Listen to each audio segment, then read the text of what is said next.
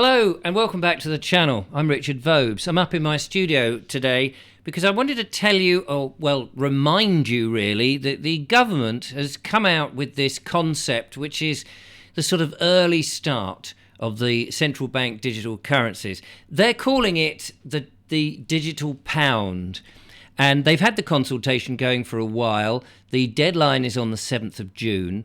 And you may or may not feel that it is worth responding. You may feel that if they have an overwhelming response from the public on the consultation, you can actually change their mind. I'm not convinced at this stage that anybody's going to change the government's mind, because I personally think that the government are pretty controllers, and that this is all coming up from people who control the government, who are unelected.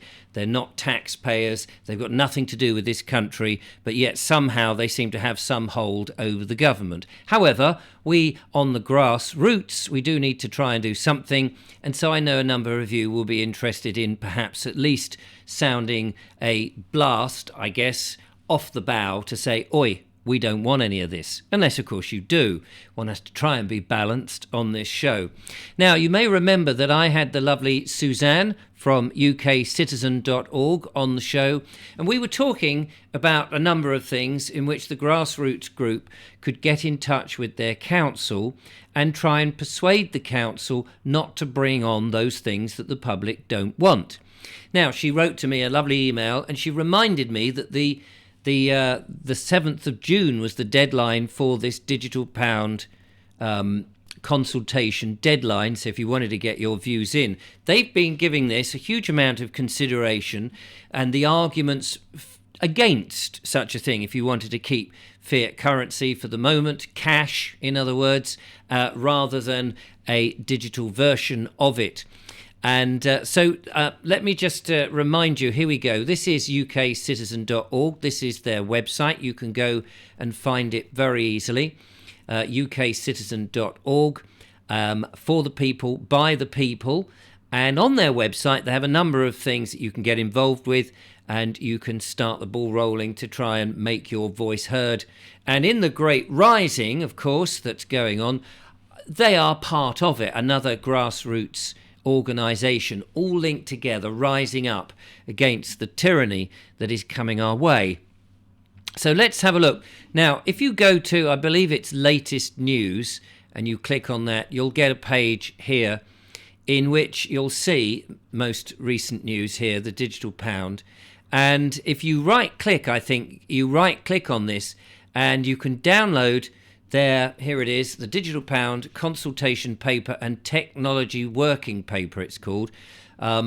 And so what it does is it gives you some briefing notes about the digital pound. So I just thought I'd take a few moments just to have a look at it. You can go there and have a look at this yourself if you so wish. So it says here as an introduction, on the 7th of February 2023, not that long ago, a joint task force of the Bank of England and HM Treasury published a consultation paper on the potential retail UK central bank digital currency entitled the digital pound, a new form of money for households and businesses. There's a question mark at the end of that. Is it? The digital pound, it says here, technology working paper issued by the Bank of England accompanies the consultation paper and outlines the Bank of England's initial thinking on the technological challenges associated with the digital pound. And you can read a little bit more on that. And these are a few of the considerations. These 11 questions contain the digital pound, a new form of households business. The consultation are presented in such a way as that by answering them, it can be implied that you agree that the very idea of the digital pound is a good one. We've tried to address this in the sample responses. There are additional 13 questions set out in the technical working paper, a few points of note which may assist in personalising your responses to the questionnaires. And we'll just have a look at a few of those, because otherwise this video will be very long. A digital pound is, as I say, in my mind, and I'm no expert, this is just my opinion, the beginning of the end for us. Because once you end up with central bank digital currency as you probably know by now, that it will be programmed currency. I think there is some question that people will deny that it's programmed, but there's no disputing that it is programmable. The fact that it is able to be programmed in the first place means that there is an abuse. So even if it's introduced and it's not programmable or not programmed to start with, it doesn't mean to say that once it's here, it won't be. If another government got in, and let's face it, there is a election coming up here in the UK very soon, and if another government came in and thought, you know what, this can be programmed, we'll make use of it. And so that's where the start of the slippery slope begins. And you might ask, well, what does that mean, being programmable? It means that when you spend your digital pound at the point of spending, rather than at the end of the day it being calculated with all the many transactions that have happened up and down the country, as is current with, say, a debit card or a credit card, it's on the point of purchase that the programmable side of the digital pound can make a decision whether or not to permit you to purchase a said item. Now, that might be diesel or petrol for your car. It may be food for your family. And this may be on the basis of some form of social credit. So in other words, down the line, if you're being monitored through biometrics going into shops, if your social media is being looked at, you're being surveilled in all sorts of different places, online platforms from what you watch, and if the government or those people above the government decide that actually they don't agree with your behaviour, that instead of having a transaction that is private, as we do have with cash at the moment, that they can, and if they've got the ability to do that, they could stop you, they could physically prevent you from not buying that item. So it may be that you want to go to a garage and you may want to travel to a different part of the country, or you may be buying an aeroplane ticket, or you may be buying food for your family. And there may be certain items, like perhaps that joint of beef that you want, that suddenly is, you're not allowed to buy it because you've been a naughty boy or a naughty girl. So that is one of the problems and one of the nefarious things of a central bank digital currency. Now, let's have a look at some of the considerations, and I'll be fairly brief on this because I don't want to take too much of your time. So according to this, a few points, it says, the digital pound, apparently, it says, does not replace money held in the banks. Well, that's a curious statement, is it not? Because if what your money in the bank, if that's not digital, then I don't know what it is. The digital pound, it says, as currently presented, is the equivalent of cash, rather than something to replace the money in the banks. Consequently, the proposals around the private providers of the wallets charging fees may be seen as okay. But ask yourself how you would feel if someone told you they intended to take 1 pence out of every physical pound you spend.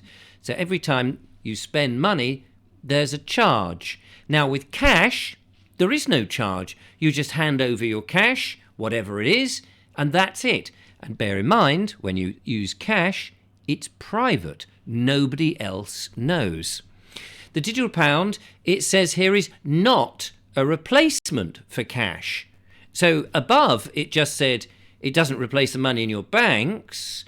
And then, so it's an equivalent of cash. And then it says the digital pound is not a replacement for cash. But if we have cash, why would we want the digital pound? It seems a bit of an oxymoron to me. Anyway, the consultation paper says that if the digital pound is introduced, it would exist alongside cash.